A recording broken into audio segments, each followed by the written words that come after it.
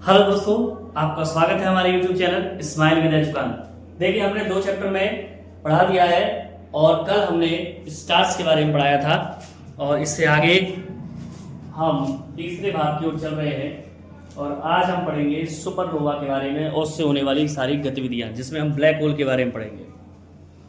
तो थोड़ा सा हम आगे बढ़ने से पहले कल वाली बात को रिपीट कर देते हैं कि जो बड़े द्रव्यमान वाले तारे बनते हैं, बड़े द्रव्यमान वाले तारे बनते हैं, उनके अंदर अंत में जाकर एक विस्फोट होता है। उस विस्फोट को सुपरनोवा विस्फोट के नाम से जाना जाता है। उस विस्फोट को सुपरनोवा विस्फोट के नाम से जाना जाता है। सुपरनोवा विस्फोट में 2 चीजें होती हैं, यानी इस विस्फोट के बाद 2 क्रियाएं बनती है, या कह सकते हैं 2 चीजें उत्पन्न होती है। एक होता है पहला न्यूट्रॉन तारा और दूसरा निर्माण होता है ब्लैक होल का। इसका ब्लैक होल का। तो आज हम उसी के ऊपर बात करेंगे, ब्लैक होल। तो जैसा कि कल हमने समझा था, तो पहला क्वेश्चन है ब्लैक होल बनता कैसे है। तो बेटा, ब्लैक होल कैसे बनता है कि जब कोई विशालकाय तार अपने ही यानी जब कोई विशालकाय तारा अपने ही गुरुत्वाकर्षण बल के कारण अनियंत्रित रूप से भीतर की ओर संकुचित होने लगता है। जैसे आप देख रहे होंगे, जब कोई तारा नाभिकीय संलयन गुरुत्वाकर्षण बल के द्वारा अपनी ही ओर संकुचित होने लगता है, सिकुड़ने लगता है, तब ब्लैक होल का निर्माण हो सकता है। दूसरी बात, सुपरनोवा विस्फोट की भूमिका। किसी बड़े तारे के सुपरनोवा विस्फोट के दौरान उसका बाहरी आवरण अंतरिक्ष में बिखर जाता है, जबकि उसका केंद्र शेष रह जाता है, यानी केवल बीच वाला हिस्सा जो केंद्र है वो शेष बचता है। ये हमारा सुपरनोवा विस्फोट की उसमें भूमिका होती है। अब आपको समझने के लिए मैं दोबारा एक सरल भाषा में बताऊं, तो जब तारा होता है और बड़ा तारा, वो गुरुत्वाकर्षण बल के कारण अनियंत्रित होकर के अपनी ओर यानी अपने आप में सिकुड़ने लगता है। इस दौरान उसका बाहरी हिस्सा जो है वो अंतरिक्ष में बिखर जाता है और अंतिम हिस्सा यानी बीच वाला हिस्सा केवल उसका केंद्र बचता है। अब ब्लैक होल का निर्माण कैसे होता है, ये हमने कल भी पढ़ा था, दोबारा रिवीज कर लेते हैं रिवाइजन। कि न्यूट्रॉन पहले तारा बनता है, सुपरनोवा विस्फोट के बाद बचे हुए भारी केंद्र में संकुचन जारी रहता है, जिससे न्यूट्रॉन तारा बनता है।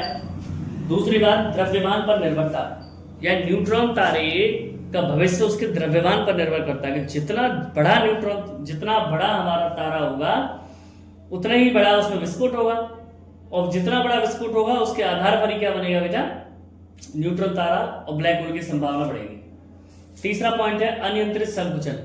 यदि न्यूट्रॉन तारा अत्यधिक भारी हो तो अपने प्रबल या शक्तिशाली गुरुत्वाकर्षण के कारण वह लगातार सिकुड़ता रहता है। न्यूट्रॉन तारा यदि बहुत ज्यादा विशालकाय है, भारी है, तो गुरुत्वाकर्षण बल लगता रहता है, जिससे वो सिकुड़ता रहेगा। चौथा पॉइंट निकल कर आता है कि अंततः उस समस्त द्रव्यमान अत्यंत छोटे बिंदु में संकेंद्रित हो जाता है, यानी उसके कोर में, केंद्र में। ऐसे असीमित घनत्व वाले पिंड को ही क्या कहते हैं, ब्लैक होल। क्या कहते हैं, ब्लैक होल। जैसे ब्लैक होल की विशेषताएं क्या होती हैं, इसको समझ लेते हैं। निर्माण प्रक्रिया, ब्लैक होल का निर्माण न्यूट्रॉन तारे के निरंतर गुरुत्वीय संकुचन से होता है। इसका गुरुत्वाकर्षण बल अत्यंत शक्तिशाली होता है। ब्लैक होल की सतह से प्रकाश कभी बाहर नहीं निकल सकता। ब्लैक होल की सतह से प्रकाश कभी बाहर नहीं आ सकता।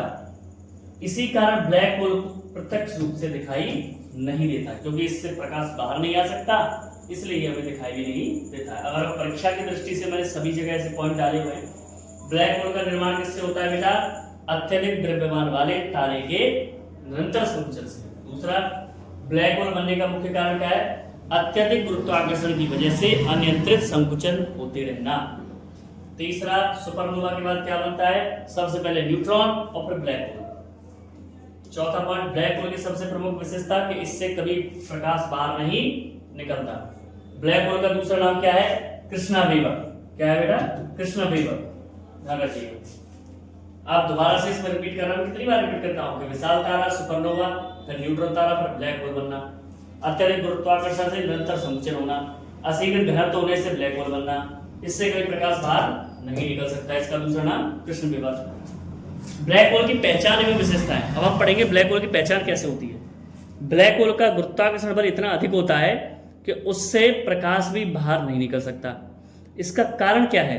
इसका कारण है कि ब्लैक होल अदृश्य होता है, इसे प्रत्यक्ष रूप से देखा ही नहीं जा सकता।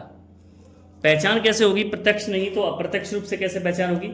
कि ब्लैक होल को प्रत्यक्ष रूप से नहीं बल्कि उसके ग्रेविटेशनल फोर्स की वजह से, गुरुत्वाकर्षण प्रभाव के आधार पर पहचाना जा सकता है।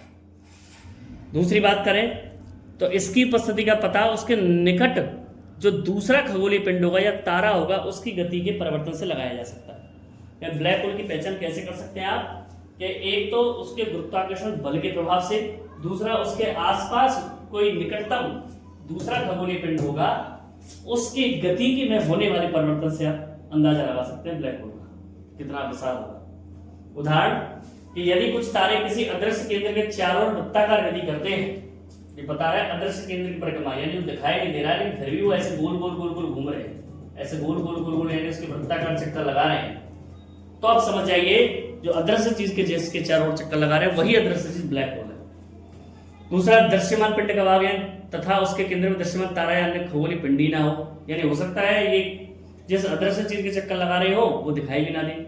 तो निष्कर्ष ये निकलता है कि वहां ब्लैक होल उपस्थित है, यानी उन तारों की वृत्ताकार गति का कारण ब्लैक होल का अत्यधिक गुरुत्वाकर्षण बल है। तो यहाँ प्रश्न बनता है कि अदृश्य चीज के यदि कोई चीज वृत्ताकार रूप में चक्कर लगा रही है तो इसका मतलब क्या है कि ये बीच वाला, मैं इसको दूसरे ढंग से लेता हूं, ये जो बीच में आपको दिखाई दे रहा है ये जो है ब्लैक होल है।